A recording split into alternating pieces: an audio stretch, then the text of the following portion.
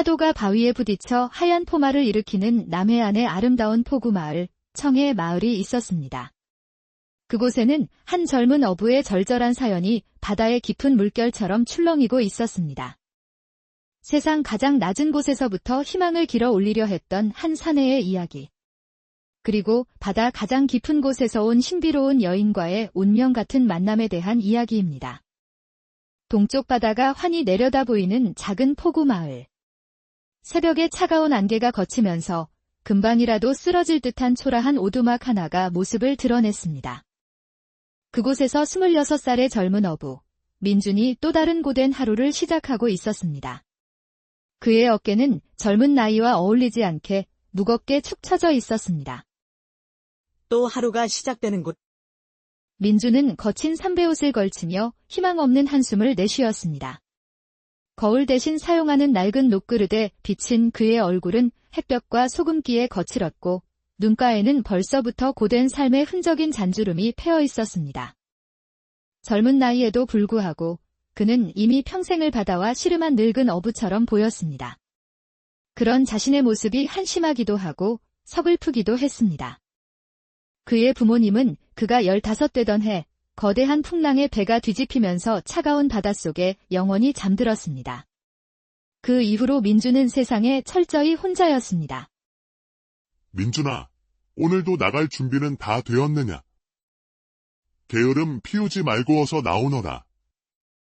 악독하기로 소문난 선주박 대감의 걸걸한 목소리가 새벽의 고요한 공기를 날카롭게 갈랐습니다. 박 대감은 마을에서 가장 많은 배를 가진 부자였지만 그만큼 인색하고 모진 사람으로도 악명이 높았습니다.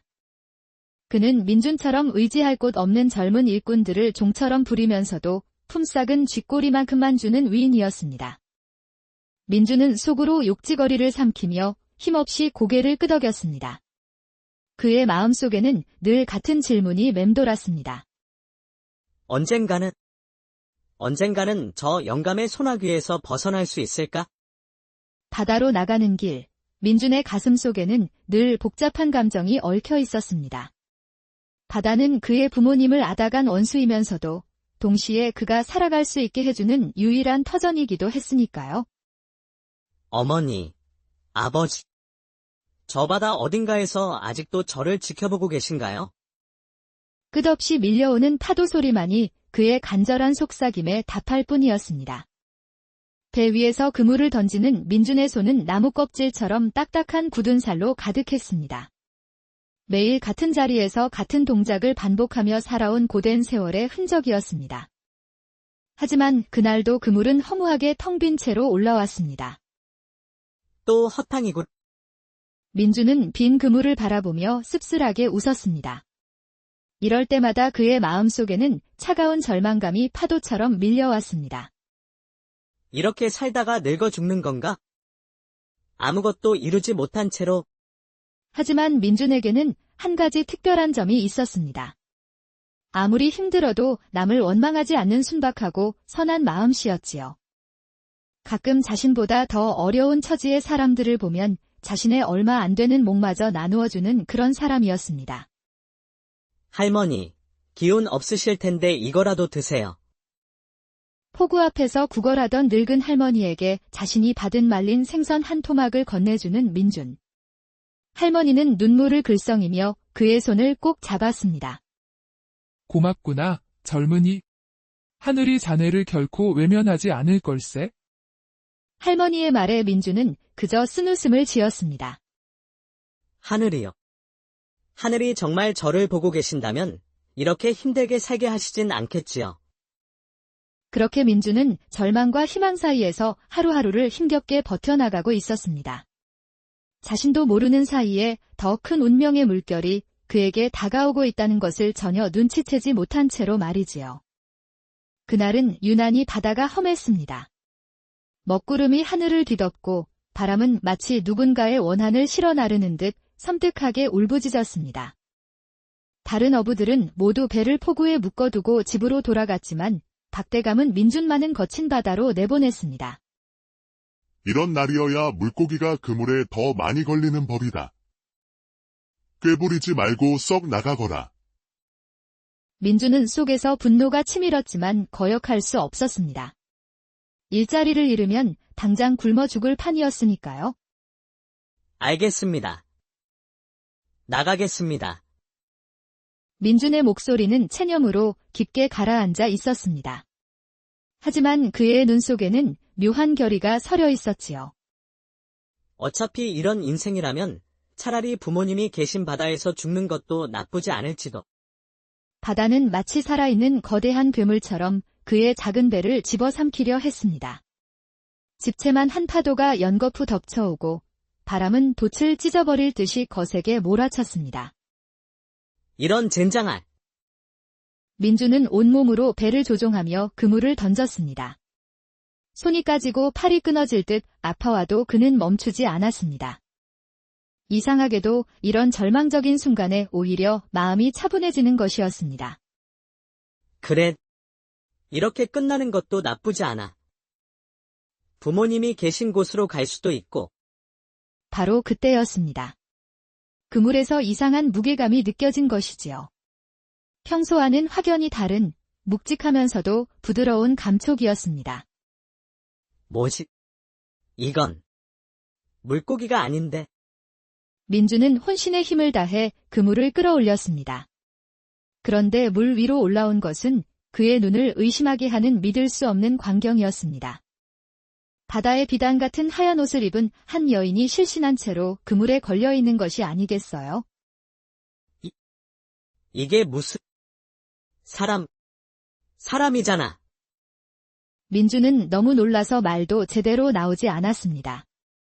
여인은 창백하기 그지없었지만 그 얼굴에서는 형언할 수 없는 고귀한 기품이 흘러나왔지요. 마치 달빛이 사람의 모습을 하고 나타난 것만 같았습니다. 민주는 급히 여인을 배 안으로 옮기고 자신의 낡은 겉옷을 벗어 덮어주었습니다.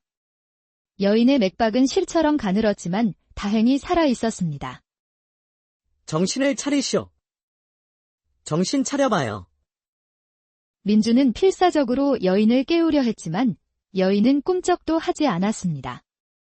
할 수 없이 민주는 정신없이 노를 저어 폭우로 돌아왔습니다.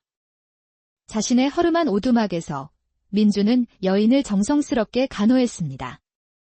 젖은 옷을 조심스럽게 갈아입히고 따뜻한 물수건으로 몸을 닦아주고 아궁이에 불을 지펴 방을 따뜻하게 만들었지요. 그러면서도 민준의 마음속에는 복잡한 감정이 소용돌이쳤습니다. 이 여인은 대체 누구일까? 어쩌다 이 험한 바다 한복판에 있었을까? 궁금함과 동시에 이상하게도 여인을 보고 있으면 거칠었던 마음이 편안해지는 것이었습니다. 꼬박 하루가 지나서야 여인이 천천히 눈을 떴습니다. 처음에는 초점이 없던 눈동자가 점차 또렷해지더니 민준을 바라보았지요. 여기가 어디인가요? 여인의 목소리는 맑은 샘물처럼 청아했습니다. 민준은 가슴이 두근거리는 것을 느꼈지요. 포구 마을입니다. 제가 바다에서 구해드렸어요. 몸은 괜찮으세요? 여인은 잠시 멍하니 천장을 바라보다가 힘없이 고개를 저었습니다. 기억이 나지 않아요. 제가 누구인지, 어디서 왔는지, 아무것도요. 다만, 제 이름이 소라인 것 같다는 생각만 들 뿐이에요. 소라. 아름다운 이름이군요. 민주는 자신도 모르게 중얼거렸습니다. 그러자 소라라는 여인이 그를 바라보며 희미하게 미소를 지었습니다. 저를 구해주셨군요. 고맙습니다. 은인이시여. 그 미소 한 번에 민준의 잿빛 세상이 환하게 바뀌었습니다. 지금까지 단 한 번도 느껴보지 못했던 따뜻함이 그의 가슴 속으로 가득 퍼져나가는 것이었습니다. 소라가 민준의 오두막에 머물기 시작하면서 삭막하고 외로웠던 민준의 공간은 서서히 온기로 채워지기 시작했습니다. 며칠이 지나고 계절이 바뀌는 것을 알리는 바람의 냄새가 달라질 무렵까지 두 사람은 조심스럽게 서로의 삶에 스며들었지요. 민주는 평생 처음으로 누군가와 함께하는 저녁 밥상을 마주했습니다. 소라가 차려준 밥상은 변변한 찬거리는 없었지만 이상하게도 꿀맛 같았습니다. 혼자서 허겁지겁 넘기던 끼니가 이제는 하루 중 가장 기다려지는 따뜻한 시간이 되었습니다. 어느 날 민주는 소라가 자신의 낡은 그물을 꿰매는 모습을 넋놓고 바라보았습니다. 그녀의 하얀 손길이 닿자 성악에 구멍이 뚫렸던 그물이 마치 처음부터 그랬던 것처럼 촘촘하게 메워졌습니다. 그 모습에 민주는 자신의 구멍 뚫린 마음까지 그녀가 꿰매주는 듯한 착각에 빠졌습니다. 소라 양, 힘들지 않소. 그런 일은 내가 해도 되는데. 민준이 미안한 마음에 말을 건네자 소라는 고개를 들어 희미하게 미소 지었습니다. 아니에요. 나리께서 바다로 나가는 길이 조금이라도 더 안전해진다면 저는 기뻐요. 그 순간 민주는 깨달았지요. 이 여인은 그저 신세만 지고 있는 것이 아니라 자신만의 방식으로 민준의 삶을 지탱해주고 있다는 것을요. 하지만 마을 사람들의 수군거림은 여전했습니다. 근본도 모를 계집을 끼고 있으니 저놈도 제정신이 아니야. 쯧쯧, 언제까지 저렇게 붙어 살려나 몰라. 하루는 장터에 나갔던 소라가 아이들에게서 귀신 붙은 계집이라는 놀림을 받고 울적한 얼굴로 돌아왔습니다. 그 모습을 본 민준의 가슴에는 불덩이 하나가 들어앉는 것 같았습니다. 아무것도 기억하지 못하는 것만으로도 서러울 터인데 세상의 편견까지 견뎌야 하는 소라가 너무나도 안쓰러웠습니다. 그는 아무 말 없이 소라의 어깨를 감싸 안아 주었습니다. 소라는 그의 품에서 작게 흐느꼈지요. 그날 밤, 민주는 잠을 이룰 수 없었습니다. 소라를 지켜주고 싶다는 마음이 파도처럼 밀려왔습니다. 그녀에게 온전한 자기 자리를 만들어주고 싶었습니다. 이 험한 세상에서 그녀가 기댈 수 있는 유일한 언덕이 되어주고 싶다는 강렬한 열망이 끌어올랐습니다. 이것이 사랑이라는 것을 민주는 그때 비로소 깨달았습니다. 다음 날 저녁, 민주는 큰 결심을 하고 소라 앞에 앉았습니다. 소라 양, 그의 목소리는 조금 떨리고 있었지만 눈빛만은 그 어느 때보다 진지했습니다. 나는 가진 것 하나 없는 보잘것없는 어부여. 그대에게 비단 옷을 입혀줄 수도, 좋은 집을 사줄 수도 없어. 어쩌면 평생 이 초라한 오두막에서 살게 될지도 모르오. 소라는 말없이 그의 눈을 바라보았습니다. 그녀의 깊은 눈동자가 그의 진심을 읽고 있는 듯했지요. 민주는 떨리는 손으로 그녀의 손을 잡았습니다. 하지만 그대와 함께 있으면 이 누추한 곳도 세상에서 가장 아늑한 집이 되는 것 같소. 당신이 끓여주는 멀건죽 한 그릇이 세상 어떤 진수성찬보다 맛있고, 내가 그대의 이름 모를 과거를 찾아줄 순 없겠지만 그대와 함께할 빛나는 미래를 만들어주고 싶소. 나의 아내가 되어 이 거친 세상의 파도를 함께 막아주지 않겠소? 소라의 눈에서 또르르 눈물 한 방울이 흘러내렸습니다. 그것은 슬픔의 눈물이 아니었습니다. 세상에 태어나 처음으로 느껴보는 따뜻함과 고마움의 눈물이었지요. 그녀는 잠시 아무 말도 못하고 민준을 바라보다가 이내 조용히 고개를 끄덕였습니다.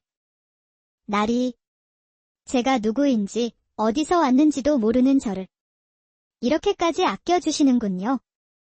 저야말로 나리의 곁에 머물게 해주세요. 나리의 따뜻한 마음 곁에서 제 삶의 의미를 찾고 싶어요. 그렇게 두 사람은 변변한 혼례식도 없이 부부의 연을 맺었습니다. 마을 사람들은 혀를 찼지만 두 사람은 세상에서 가장 든든한 서로의 편을 얻었습니다. 결혼한 첫날 밤, 민주는 이상한 꿈을 꾸었습니다. 깊고 푸른 바닷속 궁전에서 위험 있는 용왕이 자신을 바라보며 만족스러운 미소로 고개를 끄덕이는 꿈이었지요. 너의 선한 마음이 내 딸을 구했구나. 이제 내 딸을 잘 부탁한다. 민주는 깜짝 놀라 잠에서 깼습니다. 옆에서 고요히 잠들어 있는 아내 소라의 얼굴을 보니 달빛에 비친 그녀의 모습에서 꿈속 용왕의 기품이 느껴지는 듯 했습니다. 설마. 아니야. 그저 꿈일 뿐이야. 이튿날 새벽, 민주는 그 어느 때보다 굳은 각오로 노를 저어 바다로 나아갔습니다. 그래. 오늘이야말로 만선의 기쁨을 아내에게 꼭 안겨주리라. 하지만 현실의 바다는 그런 그의 간절한 바람을 비웃기라도 하듯 냉혹했습니다. 그물은 야속하게도 텅 빈 채 올라오기만 했지요. 늦도록 돌아오지 않는 남편이 걱정된 소라는 포구까지 마중을 나갔다가 차라리 보지 않았으면 좋았을 광경과 마주하고 말았습니다. 이 쓸모없는 놈. 내 놈이 배가 불렀구나. 어디서 근본도 모를 계집한테 홀려서 헛생각만 하니까 이 모양이지. 박대감이 빈배로 돌아온 민준에게 온갖 악담을 퍼붓고 있었습니다. 민준은 굳은 얼굴로 주먹을 꽉 쥔 채 그 모욕을 온몸으로 견뎌내고 있었습니다. 나무 뒤에 숨어 모든 것을 지켜본 소라는 눈물을 삼키며 발걸음을 돌렸습니다. 가슴이 칼로 베이는 듯 아팠습니다. 그날 밤 소라는 뜬 눈으로 밤을 새웠습니다. 그리고 마침내 날이 밝아올 무렵 무언가 큰 결심을 한 듯 자리에서 일어났습니다. 그녀는 품속 깊이 간직해왔던 작은 비단 주머니를 꺼냈습니다. 그 안에는 그녀의 기억나지 않는 과거와 연결된 유일한 끈일지도 모르는 영롱한 흑진주 한 알이 들어 있었습니다. 다음 날 새벽, 아직 어둠이 채 가시지 않은 길을 달려 소라는 마을의 성황당으로 향했습니다. 그녀는 신성한 성황나무 아래 돌 제단 위에 흑진주를 고이 놓아두며 눈물과 함께 간절한 소원을 빌었습니다. 하늘이시여, 부디 이 미천한 여인의 정성을 가엾게 여기소서. 저 선하고 올곧은 사람이 더 이상 세상의 모진 풍파에 시달리지 않도록 이 작은 보물이 그의 앞길을 비추는 등불이 되게 해주시옵소서. 그날 역시 허탕을 치고 돌아온 민준의 발걸음은 절망의 무게에 눌려집이 아닌 성황당으로 향했습니다.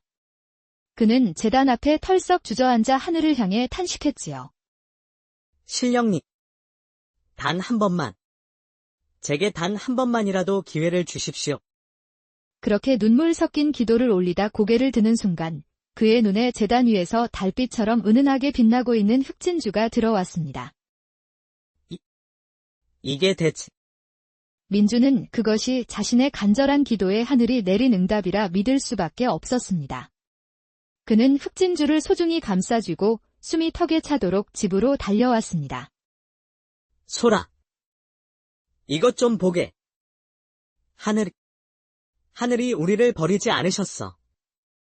흥분에 겨워 외치는 민준이 흑진주를 내밀자 소라는 모든 것을 알고 있다는 듯 따스하게 웃으며 그의 손을 마주 잡았습니다. 정말이네요, 서방님. 하늘이 우리의 간절함을 듣고 새로운 시작을 축복해 주시나 봐요. 그녀는 기뻐서 어쩔 줄 모르는 남편을 보며 자신의 가장 소중한 것을 내어준 것이 조금도 아깝지 않다고, 아니, 참으로 잘한 일이라고 생각했습니다. 흑진주를 팔아 큰돈을 손에 쥔 민주는 한달음에 포구 한쪽으로 달려갔습니다. 그곳에는 그가 오래전부터 남몰래 마음을 주었던 낡은 배 한 척이 버려져 있었습니다. 너무 낡아 아무도 거들떠보지 않는 그 모습이 세상에 홀로 남겨진 자기 자신과 꼭 닮아 보였기 때문입니다. 민주는 가진 돈을 전부 털어 그 배를 샀습니다. 평생 처음으로 생긴 온전한 자신의 것이었으니까요. 그는 마치 보물이라도 만지듯 거칠고 썩은 나무 표면을 쓸어보며 바보처럼 웃었습니다. 그날부터 민주는 밤낮으로 배에 매달렸습니다. 썩은 판자를 뜯어내고 튼튼한 나무로 뼈대를 새로 만들고 벌어진 틈새는 송진으로 꼼꼼히 메웠습니다. 소라도 그런 민준의 곁을 지키며 굵고 튼튼한 밧줄을 엮어 주었습니다. 며칠 밤낮의 땀과 정성으로 다시 태어난 배는 햇살 아래 반짝이며 위풍당당한 모습을 뽐냈습니다. 그는 곁에 선 아내 소라의 손을 가만히 잡았습니다. 눈앞의 배는 그의 땀과 희망이 빚어낸 아내를 지키겠다는 약속의 증표였습니다. 그래, 이 배와 내 두 팔만 있으면 돼. 거친 파도를 헤쳐나가 내 아내. 세상 부러울 것 없이 웃게 만들어 줄 테다. 이 모든 기적은 소라, 그녀가 온 뒤에 시작되었습니다.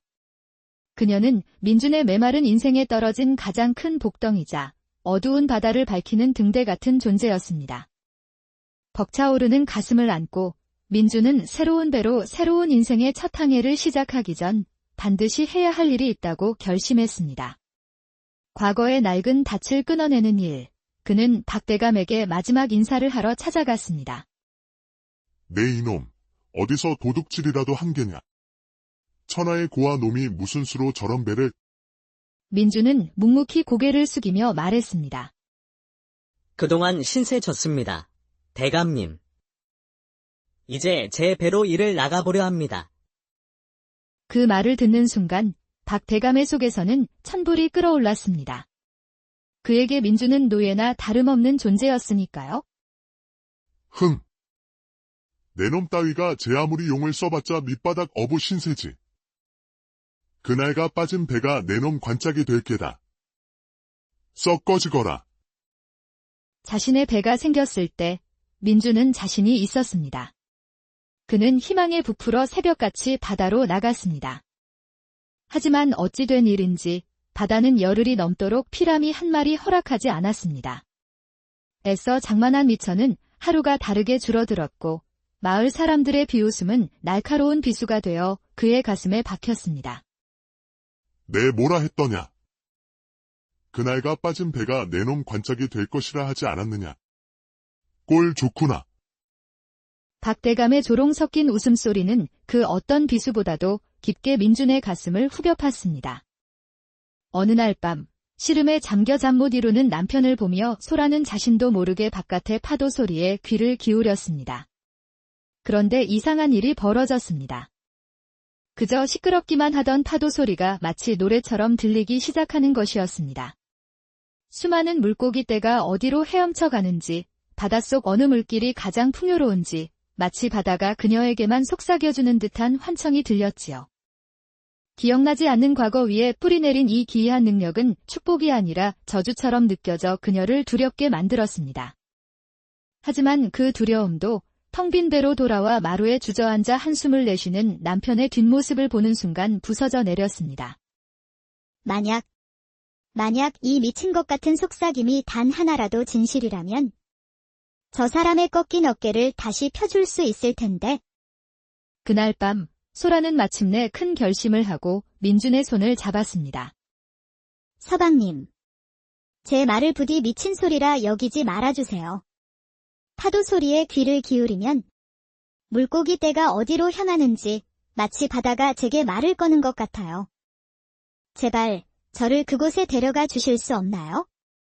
이것이 망상인지 아니면 서방님의 어깨를 다시 펴드릴 수 있는 희망인지 제 눈으로 직접 확인하고 싶습니다. 민주는 망치로 머리를 한 대 맞은 듯 멍해졌습니다. 포구 마을에는 대대로 내려오는 엄격한 금기가 있었습니다. 여자는 배에 태우는 것이 아니다. 부인. 그건 안 될 말이오. 여자가 배에 오르면 바다 신이 노하신다고. 바다가 노한다고요? 하지만 우리가 이대로 주저앉는다면 무대서도 굶어 죽을 판이에요. 저를 믿어주세요. 제발요. 민주는 깊은 고뇌에 빠졌습니다. 하지만 그는 결국 결심했습니다. 그 무엇이 두렵다고 아내의 눈물을 외면할 수 있단 말인가. 좋소. 갑시다. 하지만 낮에는 사람들 눈이 있으니 아무도 없는 깊은 밤. 달빛을 등불 삼아 갑시다. 그날 밤, 온 마을이 잠든 시간, 두 사람은 그림자처럼 포구로 나갔습니다. 작은 배가 소리 없이 미끄러져 바다로 나아갔습니다. 배 위에 선 소라는 눈을 감고 파도 소리에 집중했습니다. 이윽고 그녀가 떨리는 손으로 한 곳을 가리켰습니다. 저기예요. 물결 아래 수많은 생명이 움직이는 것이 느껴져요. 민주는 침을 꿀꺽 삼키고는 아내가 가리킨 곳에 그물을 던졌습니다. 잠시 후 그물을 끌어올리는데 너무나 무거워 배가 뒤집힐 뻔했습니다. 온 힘을 다해 끌어올린 그물 안에는 달빛을 받아 찬란하게 빛나는 황금빛 잉어들이 가득했습니다. 이게 정말이란 말인가? 민주는 할 말을 잃었고 소라는 그 자리에 주저앉아 기쁨의 눈물을 흘렸습니다. 그것은 자신을 믿어준 남편의 사랑을 확인하는 순간이었기 때문입니다. 달빛 아래 황금 잉어가 가득한 배 위에서 두 사람은 서로를 힘껏 끌어안았습니다. 바다는 노하지 않았습니다. 오히려 그들의 사랑과 용기를 축복하듯 고요하고 아름답게 넘실거릴 뿐이었습니다. 그날 밤의 기적은 두 사람의 삶을 송두리째 바꾸는 거대한 파도의 시작이었습니다. 그날 이후 두 사람만의 비밀스러운 밤바다 항해는 계속되었습니다. 민준의 허름한 오두막은 반듯한 기와집으로 바뀌었고 해진 삼배옷 대신 깨끗한 무명옷을 입게 되었습니다. 하지만 빛이 강해지면 그림자 또한 짙어지는 법. 민준네 집안 형편이 날로 번창하자 마을의 부러움은 어느새 시기 어린 수군거림으로 변해갔습니다. 그리고 그 중심에는 악덕 선주 박대감이 있었습니다. 젠장 맞을? 내 밑에서 종처럼 부리던 놈이 필시 저 요망한 계집이 무슨 요술을 부리는 게 틀림없어. 며칠 후 박대감은 번듯한 선물을 들고 민준네를 찾아왔습니다.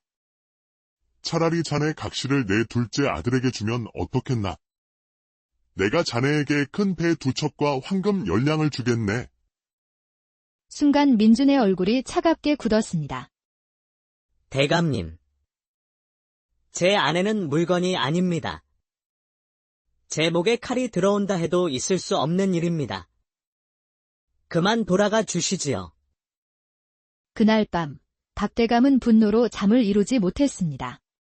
그는 마을의 건달 몇 명을 불러 은밀한 계획을 세웠지요. 내일 밤 민준 놈의 배 밑바닥에 구멍을 내버려라. 다시는 바다에 나가지 못하게 말이야.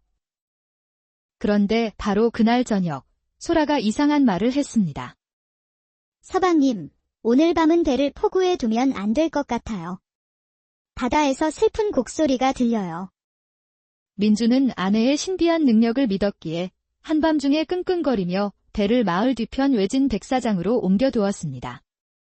다음 날 아침 포구는 그야말로 아수라장이었습니다. 간밤의 거대한 폭풍으로 포구의 모든 배가 처참하게 박살이 나 있었지요. 박대감의 배들도 물론 포함해서요. 망연자실한 마을 사람들 사이에서 한 어부가 소리쳤습니다. 저길 보게. 민준의 배야. 사람들의 시선이 닿은 곳에는 마을 뒤편 백사장에 민준의 배가 상처 하나 없이 멀쩡하게 서 있었습니다. 사람들은 경악하며 수군거렸습니다. 이 기적 같은 일을 보며 피눈물을 흘리는 이가 있었으니 바로 박대감이었습니다. 그는 이성을 잃을 지경이었습니다. 두고 봐라. 내 놈의 운이 언제까지 가나 보자. 두 번의 계략이 모두 실패하자 박대감은 민준의 행운의 근원을 알아내기 위해 건달 하나를 돈으로 매수해 밤낮으로 감시하게 했습니다. 며칠 후 건달의 눈에 놀라운 광경이 포착되었습니다. 깊은 밤 민준이 아내 소라를 데리고 몰래 배를 타고 바다로 나가는 것이었습니다. 보고를 받은 박대감의 입가에 뱀처럼 교활한 미소가 번졌습니다. 여자를 배에 태워. 그래. 바로 이것이다. 며칠 후 박대감은 망가진 배들로 가득한 포구 한복판에 마을 사람들을 불러 모았습니다. 여러분. 우리가 왜 이런 끔찍한 재앙을 당했는지 그 이유를 이 자가 똑똑히 보았다고 합니다. 어서 말해보거라. 저는 똑똑히 봤습니다. 민준이 밤마다 저 여자를 데리고 배를 타고 바다로 나갔습니다. 그 말이 터져나오는 순간 마을 사람들은 경악을 금치 못했습니다. 민준의 기이한 행운, 뒤이어 닥친 끔찍한 재앙. 그 중심에는 바로 소라, 저 근본 모를 여인이 있었던 겁니다. 역시 저 계집이 문제였어. 복덩이가 아니라 마을의 재앙을 몰고 온 요물이었구나. 순식간에 소라는 마을의 모든 불행을 짊어진 마녀가 되었습니다. 이성을 잃은 군중은 횃불과 몽둥이를 들고 민준의 집으로 몰려갔습니다. 금기를 깨고 마을을 재앙에 빠뜨린 죄인 민준은 썩 나와라. 마을의 재앙을 몰고 온 저 계집을 당장 내놓아라. 성난 군중이 금방이라도 집을 부술듯이 밀려들던 바로 그 순간 안에서 나온 소라가 민준의 어깨를 조용히 붙잡았습니다. 그녀는 두려워하는 기색 하나 없이 오히려 온화하고 위험 있는 모습으로 성난 마을 사람들 앞에 나섰습니다. 여러분, 소라의 맑고 차분한 목소리가 울려 퍼지자 사람들의 아우성이 거짓말처럼 잦아들었습니다. 여러분이 모든 것을 잃고 슬픔과 분노에 빠진 것을 압니다. 그리고 그 모든 원망이 저를 향해 있다는 것도 알고 있습니다. 하지만 저는 재앙을 몰고 온 요물이 아닙니다. 저는 바다의 마음을 아는 사람입니다. 그녀는 마을에 단 하나 남은 민준의 배를 가리키며 제안했습니다. 제게 단 사흘의 시간을 주십시오. 배로 바다에 나가 이 마을의 모든 배를 다시 살 수 있을 만큼의 보물을 가져오겠습니다. 만약 사흘 뒤 제가 빈손으로 돌아온다면 저는 바다가 내린 죄인이니 여러분의 뜻에 제 목숨을 맡기겠습니다. 하지만 제가 약속을 지킨다면 여러분을 선동하여 죄 없는 사람을 죽이려 한 자를 여러분의 손으로 심판해 주십시오. 죽음까지 내건 소라의 당당한 제안에 마을 사람들은 결국 그녀의 제안을 받아들이기로 했습니다. 다음 날 새벽, 민준과 소라는 마을 사람들의 감시 속에 배를 띄웠습니다. 하루, 이틀이 지나도 배는 돌아오지 않았습니다. 거봐라. 내 말이 맞았지. 저것들은 이미 물귀신이 되었을 게다. 그리고 약속한 사흘째 날 해가 저물 무렵 모두가 포기하려던 순간 수평선 너머로 민준의 배가 모습을 드러냈습니다. 그런데 배의 모습이 이상했습니다. 만선이 된 배처럼 물 위로 겨우 떠서 아주 천천히 폭우로 다가오고 있었지요. 배가 닫자 사람들은 자신의 눈을 의심했습니다. 배 안에는 물고기 대신 크고 작은 조개들이 산더미처럼 쌓여 있었고 그 조개들마다 영롱한 빛을 내는 진주들이 가득 박혀 있는 것이 아니겠어요? 이럴 수가. 저 진주들이면 배 100척도 더 만들겠다. 마을 사람들은 할 말을 잃고 그 자리에 무릎을 꿇었습니다. 소라는 죄인이 아니라 정말로 바다가 보낸 축복이었던 겁니다. 그 순간 이성을 잃은 박대감이 소리쳤습니다. 거짓말이다. 저것은 요물이 부린 조화일 뿐이다. 속지 마라. 하지만 그의 발악에 동조하는 사람은 아무도 없었습니다. 그때 배선주에게 사주를 받았던 건달이 비틀거리며 앞으로 나섰습니다. 소인이 죽을 죄를 지었습니다. 용서해 주십시오. 사실은 저 영감이 시킨 일이었습니다. 건달은 모든 것을 실토하기 시작했습니다. 박대감이 돈을 주며 민준을 감시하게 했고 그 일을 빌미로 온 마을 사람들을 속이고 두 사람을 재앙의 근원인 것처럼 몰아갔다는 것을요. 건달의 자백은 불에 기름을 부은 격이었습니다. 모든 진실을 알게 된 마을 사람들의 분노가 폭발했습니다. 내 놈의 사악한 혀가 우리 모두의 눈을 멀게 하고 큰 죄를 짓게 할 뻔했다. 당장 이 마을에서 꺼져라. 결국 박대감은 마을 사람들에게 모든 재산을 빼앗기고 빈털터리로 쫓겨나는 비참한 최후를 맞이했습니다.